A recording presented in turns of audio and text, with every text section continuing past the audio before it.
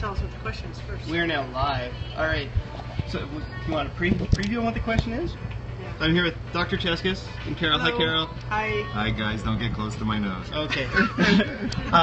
So we're just talking about research, and I guess one of the questions I had is, where are we with Frontier? How many patients? What's going on with that? So Frontier, I think what we've done is an amazing job so far. We've done an amazing job so far. I think I have to look at the recent numbers. I think we're about 12 enrolled in Peel region. What I can tell you is that it's gone really well from the paramedic point of view. When we look at our feedback, we're picking up patients who actually do have strokes and have ischemic strokes, which are the ones we want. What the paramedics have to be aware of is that it's a very detailed, and the ones who've gone through it have noticed, it's a very detailed patch. And it's really want to make sure that we get all the right patients, no contraindications. So I think what I would say is that almost all the patients we've enrolled have been good patients to enroll. But for every call we enroll, there's 2 that we don't enroll. Okay, so that shows you that it's really, really tight if you don't have a good history in terms of time of onset. And I think we're learning tons of strokes. So I've had calls where the paramedic didn't think the patient should be enrolled because the LAM score dropped. Yet the LAM score stayed above 2, which is the indication. So I enrolled the patient. Similarly, we've had patients whose LAM score, they got the order from a patch physician to give the patient the drug, yet then the LAM score went to 0. The neurological stuff completely resolved. So we're not used to seeing this. These are likely TIAs who didn't get enrolled. So I think we're doing a great job. We're learning tons about stroke. And just like I was talking to Carol just about a second ago before we got on air, there's a big difference between Frontier, so an intervention that can make a big difference in real life that we've never proven before, versus pre-hospital cooling, which we know became the standard of care before we started the trial. So now, yes, we probably don't need a research study to cool, but we didn't know that when we first started the study. This is brand new, and this really has the potential to make a huge difference for so many people, and has never been tested in this environment. So I think it's a great opportunity. Paramedics are doing phenomenal in Peel. I think we've rolled 12 patients. I think Toronto's rolled like 2 or 3 patients. So we're well on our way, and I think we're learning a lot. I think the paramedics are learning a lot. I think the physicians are learning a lot as well. And have we had any technical problems with the devices or anything, the pumps, or people we finding had them okay? actually in Toronto we had one pump problem. The tubing broke. Okay, so what they had to do is they wrapped tape around the tubing to see if they could get it to function. It actually functioned, but we had one episode where the tubing broke. But otherwise, we haven't had any real technical glitches. So the fridges have went well, the infusions have gone well. One of the things for our guys is tricky is the scene time, because we're used to about 18-minute scene time on these calls. Now it's above 30 minutes, and it's because there's a patch involved, and they're starting you're starting the drug en route, but now there's a patch. We've never patched for stroke before. Do you know what I mean? So that's going to add a little bit of time, but I think it's within the right, I think it's within acceptable limits with respect to what we're doing, and it'll get better as we get better at it. Do you know what I mean? As we get better at the patch, as you guys get better at describing exactly what you're seeing, I think it'll be much better. Now, the one that you mentioned, cooling, and the study with cooling, I think maybe we should clarify, what should we do if we run into a patient who's contraindicated for cooling? So like a prisoner who's post-cardiac arrest. Yeah, so I think those patients, and it's just like we talked about before in terms of when there's a contraindication, if there's something that the paramedic didn't enroll, just document it, and that's fine. Do you know what I mean? I think we talked about before, if you get a call from me about something that happened related to a trial, please don't be upset, don't be nervous. I think anyone who's come out of me with those situations has always come out knowing more than they did before they came in.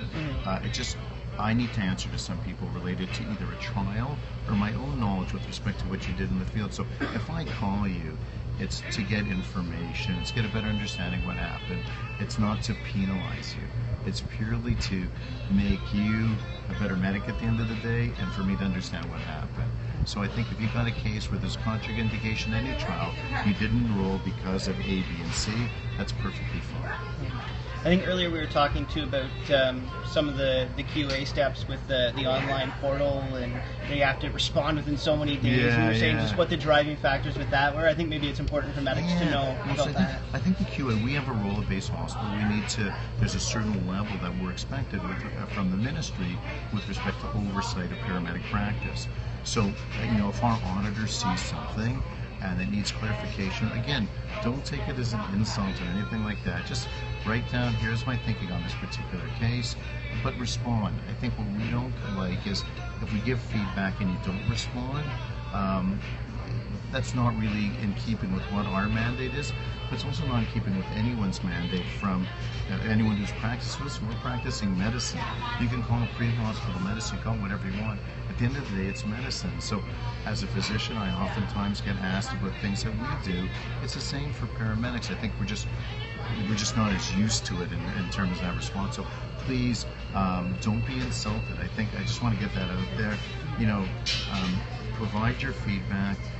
If it's something that elevates to my area, I always will look at the paramedic first. I'll get all the details about anything before I make any judgment.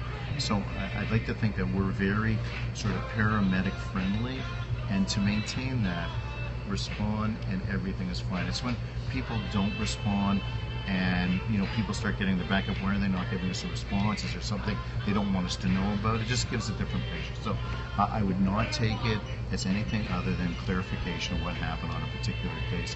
It shouldn't be taken as an insult or anything other than that. Awesome. 10 years from now, where do you see us? Paramedics? Paramedics. Ruling the world.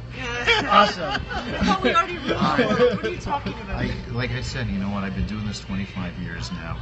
It's amazing to me how far we come. I'm going away tomorrow to the end of rock. It's like 10 years since we began rock. People don't remember when we first started rock. 10 years ago we first started. We've done some incredible work in there. Personally, I've made relationships with people around the world that know now what Peel Regional Paramedic Service is, but no clue 10 years ago. I don't think people really appreciate how we put this service on the map with respect to pre-hospital care.